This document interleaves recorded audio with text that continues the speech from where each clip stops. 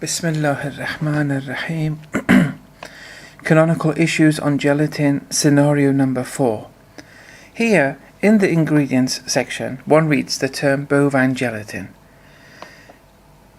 That's gelatin which has been extracted from a cow or sheep. Now, in the previous scenario, or in the previous case that we discussed, under bovine gelatin, we knew that the cow or sheep was slaughtered on a par with the Islamic Sharia. We knew that. Here, in this case, now assume that the duty-bound doubts whether or not the animal from which this gelatin has been extracted has been slaughtered Islamically. There's doubt to this. He doesn't know. It's possible that it has. It's possible that it hasn't. But there is doubt here in relation to whether or not the animal has been Islamically slaughtered, whereas in the previous case there was no doubt. One was certain that it was Islamically slaughtered. Now, in such a case, we first divide it into two classes, two divisions. One, does istihala occur or does istihala not occur? Assuming the duty bound, it's substantiated before him or her that istihala does arise in such a case where one doubts from whether or not the animal, the cow or sheep, has been slaughtered Islamically or not. If we believe istihala does arise, here it would be permissible to consume, and it would not be regarded as najis either. Why wouldn't it not be regarded as najis? Because of the principle of tahara. And the principle of tahara is where you have two things, and one of them you have one thing, and you don't know whether it's canonically pure or canonically impure. It may be canonically pure, that's if the animal was slaughtered Islamically. It may be canonically impure, it may be najis, that's if the animal wasn't slaughtered Islamically.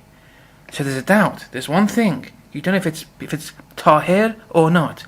Here, in such cases of a doubt, when one side of the doubt, there is the possibility that it is tahir, here you can presume it's tahara, aslut tahara, the presumption of tahara. And that's why, in such a case, it wouldn't be deemed najis, were istihala to occur. You can also consume it. You can consume it. Why can you consume it? Because if you believe that istihala has actually been realized, it's a new subject matter now. You're not doubting a certain animal or not. It's converted into a totally different thing, and therefore it would be permissible to consume. There's no need to exercise the presumption that whenever the aslu adamit tathkiyah, the presumption that an animal hasn't been slaughtered, that principle need not be exercised here, because istihala has arisen, a new subject matter has been formed, and therefore kullu shay'in laka halalun, you can consume it. It's not an animal part anymore, it's a new thing, a new specific form, it's changed. So that's why you can eat it, and the reason it's not najis, aslu tahara, is realized here. Now, that's why here, although we believe istihala has occurred, someone may say, why don't you bring those branches that you used in a previous lecture, where you said, did the istihala arise in qalil water, or in core water, or in one of them, and you don't know which? Why don't we use those branches here? And the answer is because in those,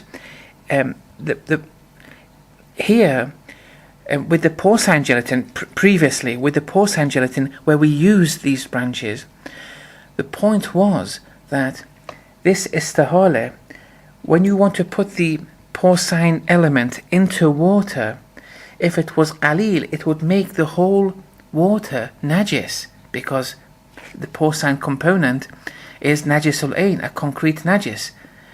Here though, since you don't know whether it was slaughtered Islamically or not, the cow or the sheep, aslut tahara, the principle of tahara, allows you to presume it is tahir. So it doesn't matter whether the istihala occurs in qalil water or in core water, because when you put it in the water, it doesn't make the qalil water, for example, najis in the first place. Because by means of asl tahara, the principle of tahara, there you've solved that issue. You can presume it is tahir. Now, when you put it in and it's substantiated before you that istihala does arise, here you don't even need to exercise the principle of adam tadhkiyah, the principle of presuming not the non-slaughtering of the animal. And therefore, since istihala arises, that this new element that has been formed is a different specific form, istihala has arisen, you can eat it. In the same way that you were able to eat if you believed in istihala of the porcine gelatin. But here too, in addition to that you can eat it, also you don't deem it najis. And that's why we don't bring those branches. Now, what if it's not substantiated before you that istihala has arisen?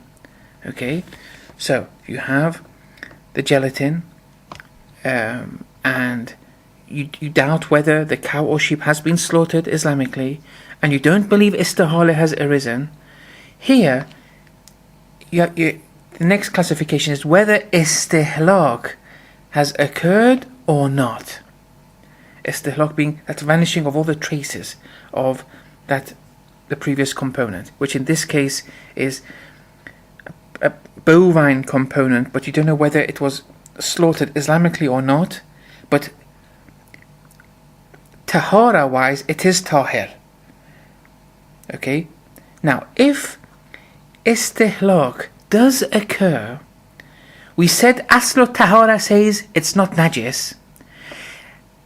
In addition to that, after mixing it up with something in a liquid environment, a liquid muzaf environment, since it was tahir, it won't make anything najis. And if istihlaq does occur, okay, then what happens is it's both tahir and you can consume the final product. Okay? Whereas if istihlaq doesn't occur, it's still not najis, but you can't consume the final product if istihlaq does not occur. Why? Because of the principle of you presuming the non-slaughtering of the cow. You know it's a bovine component before you. If you want to eat, okay, you see, whether it's pure, canonically pure or not, that was another principle we used. But if you want to eat it, it has to be substantiated before you that it has been slaughtered. And this hasn't been substantiated before you. That was the whole, the issue, the case here was that there was doubt as to whether this animal has been Islamically slaughtered or not, this cow or sheep. Now, since istihlaq has not been realized, there are still components of it in the final product, and you can't consume it because it has not been substantiated that tadhkiyah, the canonical slaughtering, has occurred. Albeit tahir, but if istihlaq has not been realized, you're not allowed to consume it. وصلى الله على محمد وعلى الطاهرين.